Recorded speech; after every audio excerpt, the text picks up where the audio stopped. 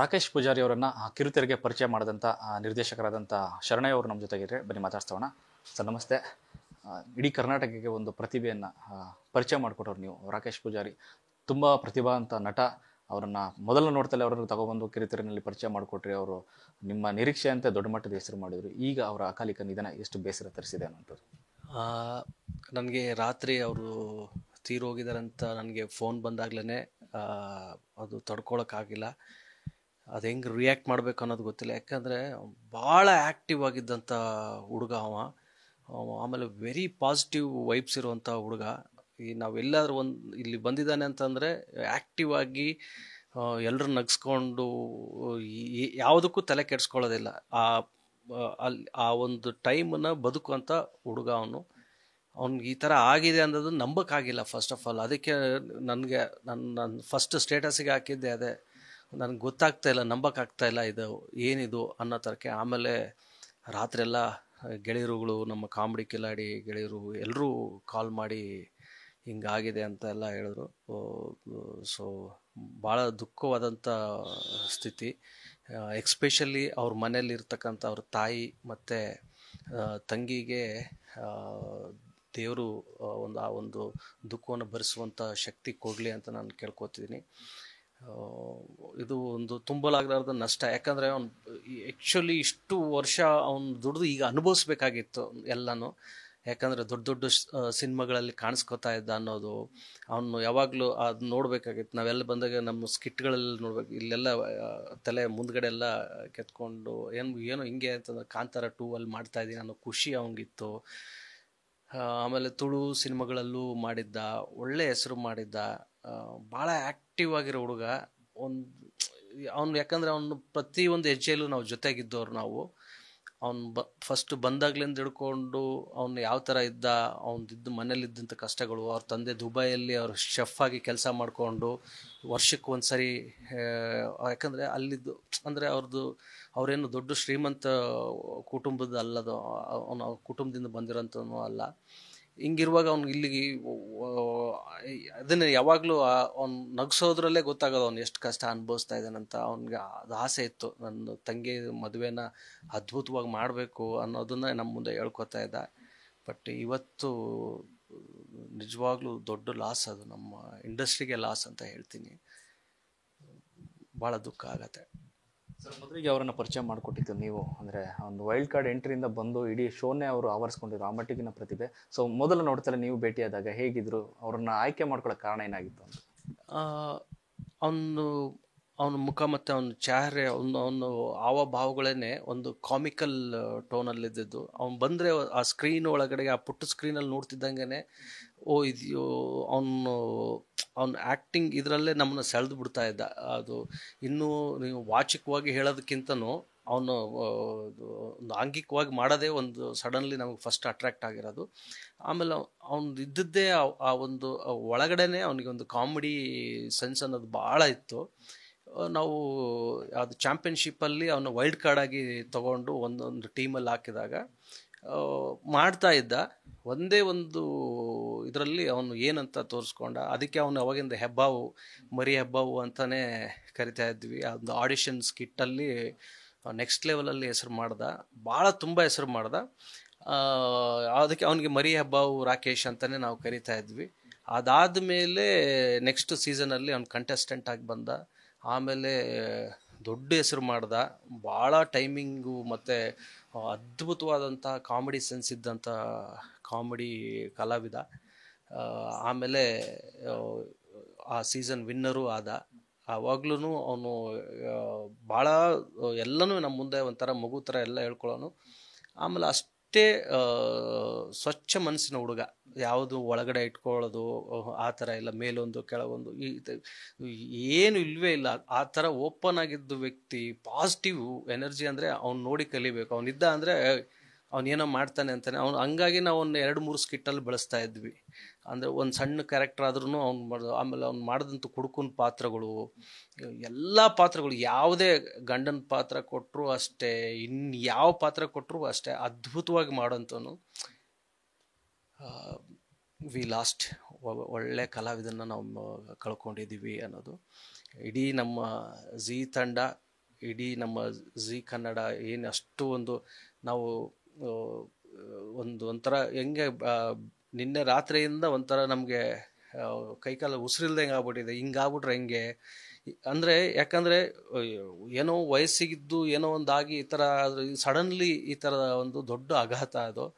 ಯಾರು ನಮಗೆ ತಡ್ಕೊಳಕ್ಕಾಗ್ತಾಯಿಲ್ಲ, ಇನ್ನು ಆ ಕುಟುಂಬದವ್ರಿಗೆ ಇನ್ನೂ ಎಷ್ಟು ಕಷ್ಟ ಈ ವಿಚಾರನ ಅರಗಿಸ್ಕೊಳ್ಳೋದು ಅಂತ ಗೊತ್ತಿಲ್ಲ. ಇದು ಹೆಂಗೆ ರಿಯಾಕ್ಟ್ ಮಾಡ್ಬೇಕನ್ನೋದೇ ಒಂದು ವಿಚಿತ್ರ ಇದೆ. ಹಿಂದೆ ಏನಾದರೂ ಅವ್ರಿಗೆ ಆರೋಗ್ಯ ಸಮಸ್ಯೆ ಇರುವಂಥದ್ದು ಏನಾದ್ರು ನಿಮಗೆ ಅರಿವಿಗೆ ಬಂದಿತ್ತ ಅಂತ ಏನಾದ್ರು ಹೇಳ್ಕೊಂಡಿದ್ರೆ ಆ ಥರದ ಕಷ್ಟ ಏನಾದರೂ ಆರೋಗ್ಯ ಸಮಸ್ಯೆ ಇದೆ ಅಂತ? ಇಲ್ಲ, ಅವು ಆ ಥರ ಆರೋಗ್ಯ ಸಮಸ್ಯೆ ಅಂತ ಆ ಥರದ್ದು ಏನಿರಲಿಲ್ಲ. ಭಾಳ ಆ್ಯಕ್ಟಿವ್ ಆಗಿ ಇದ್ದಂಥ ಹುಡುಗ ಅವ.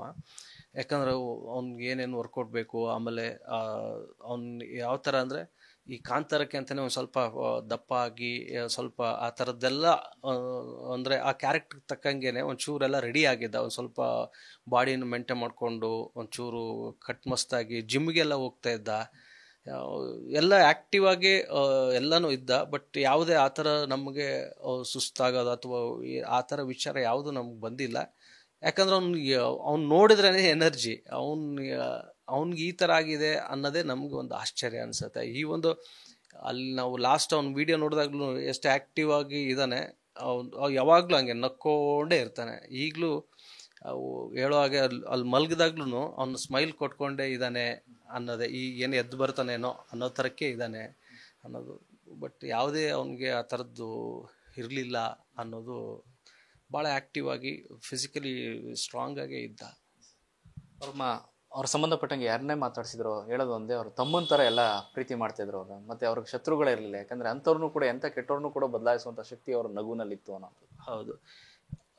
ಅದಕ್ಕೆ ಉದಾಹರಣೆ ನಾವು ಈ ಡ್ರಾಮಾ ಜೂನಿಯರ್ಸ್ ಮಕ್ಕಳ ಜೊತೆ ಕಾಮಿಡಿ ಕಿಲಾಡಿ ಅವ್ರನ್ನ ಮಿಕ್ಸ್ ಮಾಡಿ ಒಂದು ಎಪಿಸೋಡ್ ಮಾಡ್ತೀವಲ್ಲ, ಅಲ್ಲಿ ಬಂದಾಗ ಅಲ್ಲಿರೋ ಮಕ್ಕಳ ಜೊತೆ ಮಕ್ಕಳಾಗಿ ಇದ್ಬಿಡ್ತಾ ಇದ್ದ.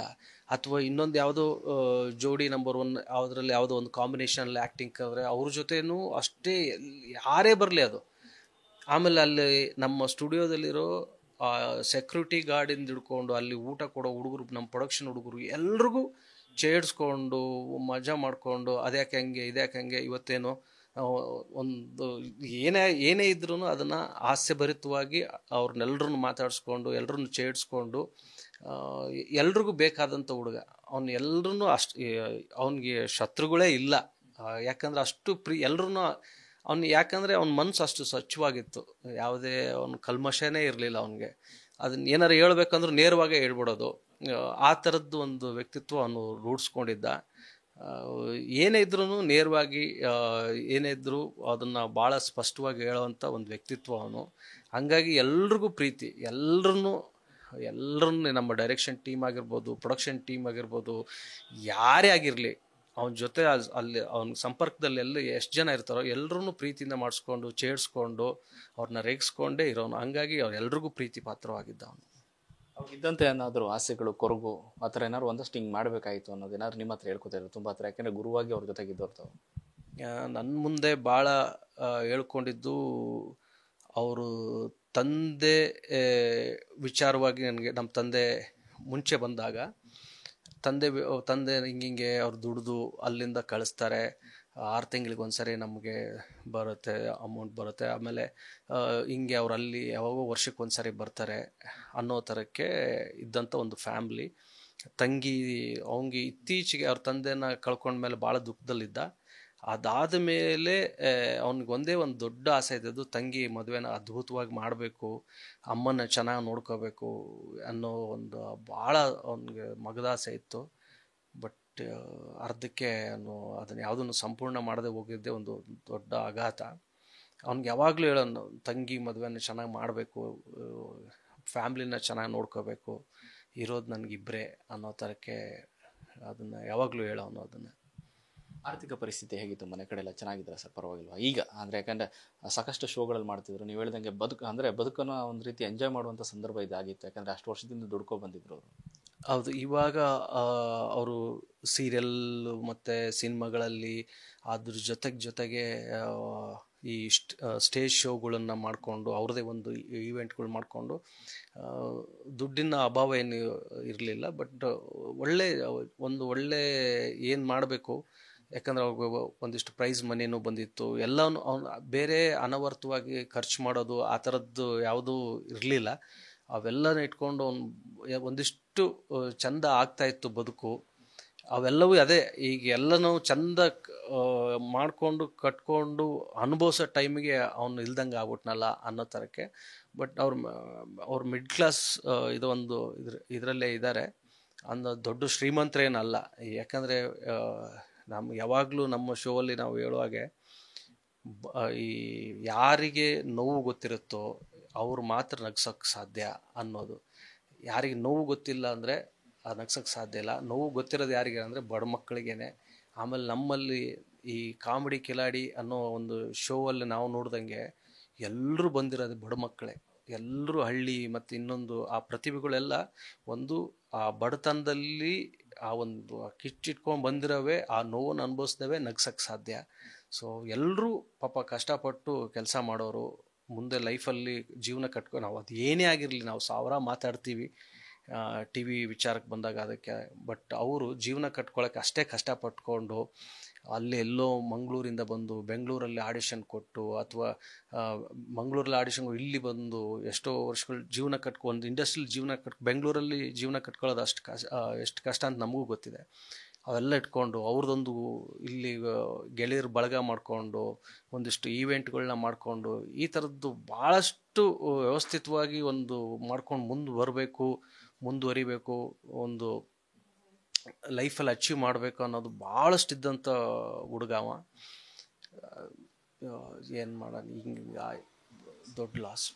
ನೀವು ಕೊನೆಯದಾಗಿ ಅವ್ರ ಜೊತೆ ಮಾತನಾಡಿದ್ದು, ಮತ್ತು ನಿನ್ನೆ ರಾತ್ರಿ ಕೂಡ ಒಂದು ಮೆಹಂದಿ ಕಾರ್ಯಕ್ರಮದಲ್ಲಿ ತುಂಬ ಲವಲಿಕೆ ಅಂದರೆ ಇದ್ರಂತೆ. ಆ್ಯಕ್ಚುಲಿಗೆ ಅವ್ರಿಗೆ ಗೆಳೆಯರೆಲ್ಲ ಬಳಗ ಎಲ್ಲ ಕೂಡ ತುಂಬ ಚೆನ್ನಾಗಿ ಮಾತಾಡ್ಸ್ಕೊಂಡು ಹೋಗಿದ್ರಂತೆ. ನಾನು ಕೊನೆಯದಾಗಿ ನಮ್ಮ ಸತ್ತಿ ಅಂತ ನನ್ನ ಗೆಳೆಯನ ಗೃಹ ಪ್ರವೇಶದಲ್ಲಿ ನೋಡಿದ್ದು. ಅದಕ್ಕಿಂತ ಹಿಂದೆ ದಿನ ನನಗೆ ಒಂದು ವಾರದಿಂದ ಕಾಲ್ ಮಾಡಿದ್ದು. ಅಂದರೆ ಒಂದಿಷ್ಟು ಬೇರೆ ಇನ್ನೇನಾರು ಬೇಕು, ನಾವು ಅಲ್ಲಿ ನಮ್ಮದು ಶೆಡ್ಯೂಲ್ ಕಷ್ಟ, ಅಲ್ಲಿ ಸೀರಿಯಲ್ ಡೇಟ್ಸ್ಗಳು ಮತ್ತು ಇಲ್ಲಿ ಇದಕ್ಕೆಲ್ಲ ಪ್ರಾಬ್ಲಮ್ ಆಗುತ್ತೆ ಅನ್ನೋ ಕಾರಣಕ್ಕೆ ಒಂಚೂರು ನೋಡಿ ಸರ್, ಒಂಚೂರು ನಮಗೆ ಟೈಮು ಇದಕ್ಕೆ ಪ್ರಾಕ್ಟೀಸಿಗೆ ಒಂಚೂರು ಮಾಡಿಕೊಡೋಕ್ಕೆ. ಆಮೇಲೆ ಈ ಥರದ್ದು ಒಂದಿಷ್ಟು ವಿಚಾರಗಳು ಮಾತಾಡಿದ. ಬರೀ ಅಲ್ಲಿ ಅಂದರೆ ಸೀರಿಯಲ್ಲು ಮತ್ತು ಇದು ಡೇಟ್ಗಳು ಕ್ಲ್ಯಾಶ್ ಆಗುತ್ತೆ, ಒಂಚೂರು ನನಗೆ ಪ್ರಾಕ್ಟೀಸಿಗೆ ಬರೋಕ್ಕೆ ಟೈಮ್ ಒಂಚೂರು ಅನುಕೂಲ ಮಾಡಿಕೊಡಿ ಅನ್ನೋ ಥರಕ್ಕೆ ಒಂದು ಕಾಲ್ ಬಂದಿತ್ತು. ಅದಾದಮೇಲೆ ಮೀಟ್ ಮಾಡಿದಾಗಲೂ ಭಾಳ ಆ್ಯಕ್ಟಿವ್ ಆಗಿ ಗೃಹ ಪ್ರವೇಶದಲ್ಲಿ ಮೀಟ್ ಮಾಡಿದ್ದೆ, ಅಲ್ಲಿನೂ ಭಾಳ ಆ್ಯಕ್ಟಿವ್ ಆಗಿದ್ದ. ಬಟ್ ನಿನ್ನೆ ನನಗೆ ರಾತ್ರಿ 1:30 ಕಾಲ್ ಬಂದಾಗ ನನಗೆ ಏನು ಮಾಡ್ಬೇಕಂತ ಗೊತ್ತಿಲ್ಲ. ರಾತ್ರಿ ಎಲ್ಲ ನಾನು ಹಾಗೆ ಕಾಲ್ ಮೇಲೆ ಕಾಲ್ ಬರ್ತಾಯಿತ್ತು. ಬಟ್ ಅದು ಏನು ಮಾಡೋಣ ಅಂತ ಗೊತ್ತಿಲ್ಲ. ಬಟ್ ಯುವರಾಜ್ ಭಟ್ರು ಕಾಲ್ ಮಾಡಿದರು. ಅವರು ಈಗ ಹೊರಡ್ತಾ ಇದ್ದಾರೆ, 2 o'clock ಫ್ಲೈಟಿಗೆ ಹೋಗ್ತಾ ಇದ್ದಾರೆ. ಆಮೇಲೆ ಅನುಶ್ರೀ ಅವರು ಹೋಗ್ತಾ ಇದ್ದಾರೆ. ಆಮೇಲೆ ರಕ್ಷಿತ್ ಅಕ್ಕನೂ ಅವ್ರಿಗೂ ಹುಷಾರಿಲ್ಲದ ಕಾರಣಕ್ಕೆ ಅವರು ಒಂಚೂರು ಪ್ಲ್ಯಾನ್ ಮಾಡಿಕೊಂಡು ಏನಂತ ಹೇಳ್ತೀವಿ ಅಂತಂದರು. ಎಲ್ಲರೂ ವಿಜಯ ರಾಘವೇಂದ್ರ ಮತ್ತು ಅವರು ಕಾಲ್ ಮಾಡಿಬಿಟ್ಟು ಏನಣ್ಣ ಹಿಂಗಾಗೋಯ್ತು ಆ ಥರ ವ್ಯಕ್ತಿಗೆ ಅನ್ನೋದು ಎಲ್ರಿಗೂ. ಯಾಕಂದ್ರೆ ನೀವು ಹೇಳ್ದಂಗೆ ಇವತ್ತವರೆಗೂ ಏನು ಪಾತ್ರ ಕೊಟ್ಟರು ಅದನ್ನು ಜೀವ ತುಂಬುವಂಥ ವ್ಯಕ್ತಿ. ಜಗಣ್ಣನು ಕಾಲ್ ಮಾಡಿ ಕೇಳ್ತು, ಏನು ತಮಾಷೆ ಮಾಡ್ತೀವಿ, ಬೆಳಗ್ಗೆ ತಮಾಷೆ ಮಾಡ್ತಾರೆ, ಯಾರೋ ಮೆಸೇಜ್ ನೋಡ್ಬಿಟ್ಟು ತಮಾಷೆ ಮಾಡ್ತಾ ಇದ್ದಾರೆ ಅಂತ ಅವ್ರು ಕೋಪ ಮಾಡ್ಕೊಂಡು, ಏನ್ರಿ ಹುಡುಗರು ಬಗ್ಗೆ ಹಂಗೆಲ್ಲ ಏನೇನೋ ಮೆಸೇಜ್ ಆಗ್ತೀರಾ ಅಂತ ಅಂದ್ಕೊಂಡು, ಆಮೇಲೆ 1 ನಿಮಿಷ ಇರಿ ಇಲ್ಲ ಅಂತ ಹೇಳ್ಬಿಟ್ಟು ನನಗೆ ಕಾಲ್ ಮಾಡಿದರು. ಇಲ್ಲ ಅದು ಕರೆಕ್ಟು, ಅವರು ತೀರೋಗಿದ್ದಾರೆ ಅಂತೆಲ್ಲ ಹೇಳಿದ್ಮೇಲೆ ಅವರು ಈ ವಯಸ್ಸಲ್ಲಿ ಹಿಂಗಾಗಬಾರ್ದಾಗಿತ್ತು. ಯಾಕಂದರೆ ಅವರು ನೋಡಿದಂಥ ವ್ಯಕ್ತಿಗಳು ಎಲ್ರಿಗೂ ಇಡೀ ಅವ್ರಿಗೆ ಸಂಪರ್ಕದಲ್ಲಿದ್ದವರು ಮತ್ತು ಅವ್ರ ಜೊತೆ ಆಮೇಲೆ ಎಲ್ಲರೂ ಅವ್ರನ್ನ ಪ್ರೀತಿ ಮಾಡೋವಂಥವ್ರೆ. ಅವ್ನ ಕಲೆನ ಯಾರ್ಯಾರು ನೋಡಿದಾರೋ ಟಿ ವಿಲಿ ನೋಡಿದ್ರೆ ಅಷ್ಟು ಪ್ರೀತಿ ಮಾಡ್ತಾರಂದ್ರೆ ನಾವು ಎದುರಿಗೆ ನೋಡಿದವರು. ಅವ್ನು ಭಾಳ ಆ್ಯಕ್ಟಿವ್ ಆಗಿದ್ದಂಥ ಅರ್ಜುನ್ ಜನ್ಯದು ರಿಪ್ಲೇಸ್ಮೆಂಟು ಅವ್ನು ಬಿಟ್ರೆ ಬೇರೆ ಮಾಡೋಕ್ಕೆ ಆಗಲ್ಲ ಆ ಸ್ಪೂಫ್ಗಳಲ್ಲಿ. ಆಮೇಲೆ ಅವ್ನು ಬರೋದೇ ಹಿಂದಿನ ದಿನ ರಾತ್ರಿ ಒಂದೊಂದು ಟೈಮ್ ಬಂದ್ರೂ ಟಕ್ ಅಂತ ಹಿಂಗೆ ಸ್ಕ್ರಿಪ್ಟ್ ಹಿಂಗೆ ಕಣೋ ಅಂದರೆ ಅದಕ್ಕೆ ತಕ್ಕಂಗೆ ಅವ್ನು ಮಾತಾಡಿ ಅದಕ್ಕೆ ತಕ್ಕಂಗೆ ಪ್ರಿಪೇರ್ ಆಗಿ ಇಮಿಡಿಯೇಟಾಗಿ ಆನ್ ಸ್ಪಾಟಲ್ಲಿ ಏನು ಕೊಡಬೇಕು ಏನು ಅಂದರೆ ಸ್ಕ್ರಿಪ್ಟು ಒಂದಾಗಿದ್ರೂ ಆನ್ ಸ್ಪಾಟಲ್ಲಿ ನಡೆಯುವಂಥ ವಿಚಾರಗಳನ್ನ ಎತ್ಕೊಂಡು ಮಾಡಿದಾಗ ಭಾಳ ರಿಲೇಟೆಡ್ ಆಗೋದು. ಆ ಥರದ್ದೆಲ್ಲ ಆನ್ ಸ್ಪಾಟ್ಗಳಲ್ಲಿ ಅವನು ಅದು ಯಾಕಂದರೆ ಎಕ್ಸಾಗ್ರೇಟ್ ಮಾಡಬೇಕಂದ್ರೆ ಅದನ್ನು ಒಂದು ಓವರಾಗಿ ಮಾಡಿದಾಗ್ಲೇ ಇದಲ್ವ, ಅವ್ನು ಬೇರೆ ಥರನೇ ನಾವು ಅಂದ್ಕೊಳ್ಳೋದಕ್ಕಿಂತ 10 ಪಟ್ಟು ಜಾಸ್ತಿ ಮಾಡಿ ಅದನ್ನು ಎಂಟರ್ಟೈನ್ ಮಾಡ್ತಿದ್ದ. ಅಂಥವನ್ನ ಮಿಸ್ ಮಾಡ್ಕೊಂಡಿದ್ದೀವಿ. ನೀವೇನಾದರೂ ಹೋಗಿ ಭೇಟಿಯಾಗುವಂಥದ್ದು ಏನಾದರೂ? ಯಾಕಂದರೆ ನಗುನಲ್ಲೇ ನೋಡಿದ್ರಿ, ಈ ಒಂದು ಕ್ಷಣದಲ್ಲಿ ಆ ಜಾಗಕ್ಕೆ ಹೋಗ್ಬೇಕು ಅಂತ ಏನಾದರೂ? ಹೌದು, ಹೋಗ್ಬೇಕು ಅಂತ ನಾನು ಅಂದ್ಕೊಂಡ್ವಿ. ನಾನು ಮತ್ತು ಯೋಗರಾಜ್ ಭಟ್ರು ಒಟ್ಟಿಗೆ ಹೋಗೋಣ ಅಂತ ಪ್ಲ್ಯಾನ್ ಆಯಿತು. ನನಗೆ ಒಂದು ಸ್ವಲ್ಪ ಹುಷಾರಿರಲಿಲ್ಲದಿಂದ ಭಟ್ರು ಇಲ್ಲ ನೀನು ರೆಸ್ಟ್ ಮಾಡು ಶರಣ, ನಾನು ಹೋಗ್ಬಿಟ್ಟು ಬರ್ತೀನಿ, ಆಮೇಲೆ ನಡುವೆ ಒಂದು ಸಾರಿ ಮತ್ತೆ ಹೋಗ್ಬಿಟ್ಟು ಬರೋಣ ಅನ್ನೋ ಕಾರಣಕ್ಕೆ ಆಯಿತು. 2 ಗಂಟೆ ಫ್ಲೈಟಿಗೆ ಹೋಗಬೇಕಿತ್ತು. ಭಟ್ರೆ ಇಲ್ಲ ರೆಸ್ಟ್ ಮಾಡು, ಯಾಕಂದರೆ ಆಮೇಲೆ ನೀನು ಅಲ್ಲಿ ಹೋಗಿ ಮತ್ತೆ 1.5 ದಿನ ನೀನು ಸ್ಟ್ರೈನ್ ಆಗಿಬಿಟ್ರೆ ಮತ್ತೆ ಇದಾಗತ್ತೆ, ಹುಷಾರಿಲ್ಲದ ಕಾರಣ ನೀನು ಜ್ವರ ಇರೋದ್ರಿಂದ ಸ್ವಲ್ಪ ರೆಸ್ಟ್ ಮಾಡು ಅಂತ ಹೇಳಿದ್ರು. ಈಗ ಅವರೆಲ್ಲ ಹೊರಡ್ತಾ ಇದ್ದಾರೆ. ಸೊ ನಾನು ಇಲ್ಲಿಂದನೇ ಅವ್ರಿಗೆ ಮತ್ತು ಅವ್ರ ಎಕ್ಸ್ಪೆಷಲಿ ಅವರ ತಾಯಿ ಮತ್ತು ತಂಗಿಗೆ ಆ ದೇವರು ಆ ದುಃಖವನ್ನು ತಡ್ಕೊಳ್ಳೋವಂಥ ಶಕ್ತಿ ಕೊಡಲಿ ಅಂತ ನಾನು ಕೇಳ್ಕೊತೀನಿ. ಹಾಗೆ ಅವನ ಜರ್ನಿ ಇಷ್ಟೇ ಇತ್ತೇನೋ, ಬಟ್ ಅವನು ಆರಾಮಾಗಿ ಎಲ್ಲಿರ್ತಾನೋ ಅಲ್ಲಿ ಆರಾಮಾಗಿರಲಿ. ಏನಿಲ್ಲ, ಈ ಟೈಮಲ್ಲಿ ಮಾತಾಡೋಕ್ಕೂ ಕಷ್ಟ ಆಗುತ್ತೆ, ಬಟ್ ಕಳ್ಕೊಂಡಿದ್ದೀವಿ ಅದೇ ಒಂದು ಇದರಲ್ಲೇ ಹ್ಯಾಂಗ್ ಓವರಲ್ಲೇ ಇದ್ದೀವಿ, ಹಿಂಗಾಗೋಯ್ತಲ್ಲ ಅಂತ. ಎಲ್ಲರೂ ಚೆನ್ನಾಗಿಟ್ಟಿರಲಿ ದೇವರು. ಇದಿಷ್ಟು ಶರಣಯ್ಯ ಅವರ ಮಾತು. ಕ್ಯಾಮ್ರಾ ಪರ್ಸನ್ ಸಿದ್ದು ಜೊತೆ Lokesh, news first Bengaluru. News first ನಿರ್ಭೀತಿಯಿಂದ ನಿಮ್ಮ ಪರವಾಗಿ.